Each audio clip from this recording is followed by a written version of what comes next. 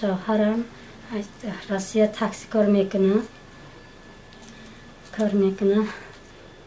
یک روز نمیدونم چند نفره میبره تاکسی. پول پرسیده پولش تاکسی ترتیده.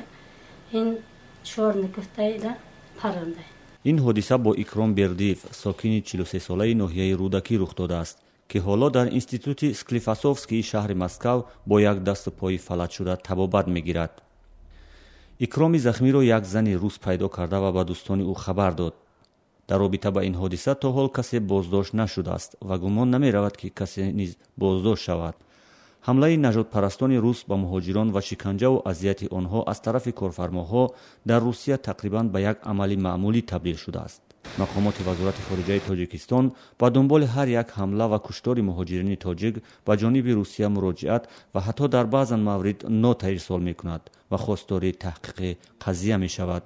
دیگه متاسفانه دیگر باعث نگرانی ما هست تو امروز که همون گروه‌های ملت‌گرا هستند در روسیه، فاشیستانی نوبرآمد و دیگر اینا البته بارها گفتیم به جنوبی روسیه هم که با این طایفه سخت کار کنند تا اینکه در جامعه نسبت شهروندان ما عموما کدام شهروندی که نباشد خطر ایجاد نشود. نمونه دیگری وحشانیت سرتراشیده های روس قتل جانبی قاسیموف یک مهاجر تاجیک در ناحیه سرگیو پاساد مسکو پارلمان تاجیکستان را نیز به واکنش وادار کرد. البته مسئله هایی که از طرف خود مهاجران گذاشته شد برای حل اون مسئله باید ما چارو جوییم. پیش از همه یعنی با قید گرفتن آنها، با کار تامین کردن آنها، مزد مهنتشان رو در وقت گرفتن اون از طرف اون کارفرمایانی که در دیگر دولت ها هستند. خدمات مهاجرت نزد حکومت تاجیکستان شماره مهاجرین مهنتی تاجیک در خارج از کشور را حدود 700,000 نفر میگوید، در حالی که آمار غیر رسمی این رقم را به بیشتر از 1.5 میلیون نفر برآورد کرده است. با اطلاع خبرگزاری‌های داخلی، وزارت کارهای داخلی تاجیکستان گفته است که در 8 ماه سال جاری حدود 600 تابوت مهاجرین مهنتی تاجیکستان به وطن آورده شد که حدوداً 50 نفر آنها کشته شدند.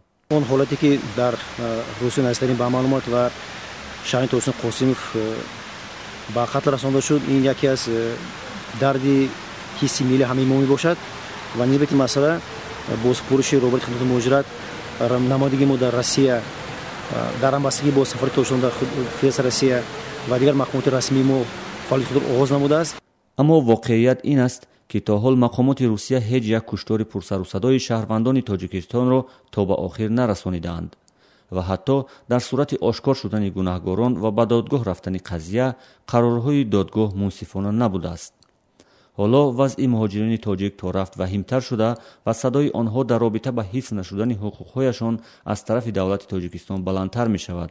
حدود یک سالی که من در شهر سنت پترزبورگ بودم، یگام مرتبه خودم به همون نمایندگی تاجیکستان در شهر سنت پترزبورگ مراجعت نکردم، ولی آنهایی که مراجعت کرده بودند میگفتند که خودر دستگیری نمیکنند، مثلا تماجویی میکنند، مثلا پول میپرسند و فلان بهدادان. جامعه شناسان به درازا کشیده شدن روند مهاجرت کاری شهروندان تاجیکستان را ضعف حکومت عنوان میکنند. ما اگر همچون دولت ملی ساختنی باشیم، ما در همه پهلوها به طور واقعی این مسئله رو یعنی بررسی کنیم، نه اینکه در دوره یک احساسی که بگیم و یک تاجیک را کشت. اما هم مقامات و هم تحلیلگران به شدت تاکید میکنند که مشکلات اصلی مهاجرین در خارج از کشور ندانستن زبان و فرهنگ کشور مهاجرت و مناسبت غیر قابل قبول میان خود آنهاست، موضوعی که به رسالت ازلی حکومت، تعلیم و تدریس و فرهنگی شدن جامعه ارتباط میگیرد.